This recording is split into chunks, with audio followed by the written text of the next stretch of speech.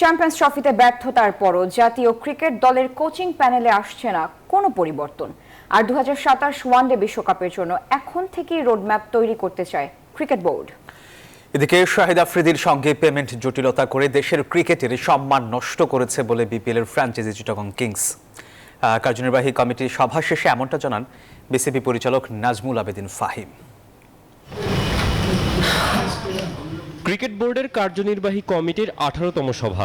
2.5 ঘন্টা বৈঠকের পর বিসিবি পরিচালকরা সিদ্ধান্তে পৌঁছান বেশ কিছু বিষয়ে। এর একটি শেখ হাসিনা স্টেডিয়ামের নাম বদলে করা হলো ন্যাশনাল ক্রিকেট গ্রাউন্ড, সংক্ষেপে এনসিজি।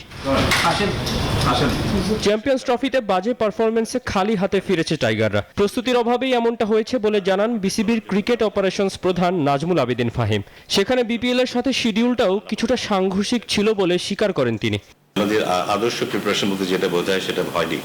দায়িত্ব আমাদের অবশ্যই যে আমরা ঠিকমতো পরিকল্পনা করতে পারিনি। শেষ মুহূর্তে পরিকল্পনাগুলো নিতে হচ্ছে যে জাতীয় দলের প্রস্তুতি কেমন হবে। প্রিপারেশনটা খুব ভালো একটা না হওয়ার কারণে আমাদের এই পারফরমেন্সটাকে ওখানে নিয়ে যেতে পারিনি।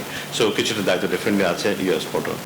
এরই মধ্যে 2027 ওয়ানডে বিশ্বকাপ নিয়ে রোডম্যাপ তৈরি করা শুরু করেছে বিসিবি। বাজে ফর্মে থাকা মুশফিক মাহমুদুল্লাহকে সে পরিকল্পনায় থাকতে হলে প্রমাণ করতে হবে নিজেদের। তবে কেন্দ্রীয় চুক্তিতে 2 সিনিয়র আছেন কিনা তা জানা যায়নি। I think they have to prove কারণ তাদের বয়সের দিক থেকে বলি, তাদের ফিটনেস দিক থেকে বলি, তাদের পারফরমেন্সের দিক থেকে বলি, it's not my call actually, এটা তো সিলেক্টার্সদের কল। আমার মন্তব্য করাটা ঠিক না, but it's not going to be very easy. এদিকে শাহিদ আফ্রিদির সঙ্গে পেমেন্ট জটিলতায় চিটাগং কিংস দেশের ক্রিকেটের অসম্মান করেছে বলে মত বিসিবির। আগামীতে এমন ঘটনা এড়াতে বিশেষ কিছু নিয়ম করার কথাও জানিয়েছে ক্রিকেট বোর্ড।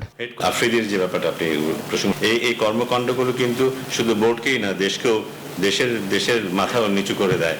সো এটা তো ডেফিনেটলি আমাদের নজরে এসেছে এবং একটা ডিফেন্স মেকানিজম তৈরি করব যেন কেউ চাইলেও ভবিষ্যতে এমন কিছু করতে না পারে।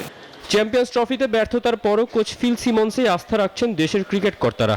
আভাস পাওয়া গেল 2027 পর্যন্ত চুক্তি নবায়নের। তবে শান্তর অধিনায়কত্ব ইস্যুতে হয়নি কোনো আলোচনা।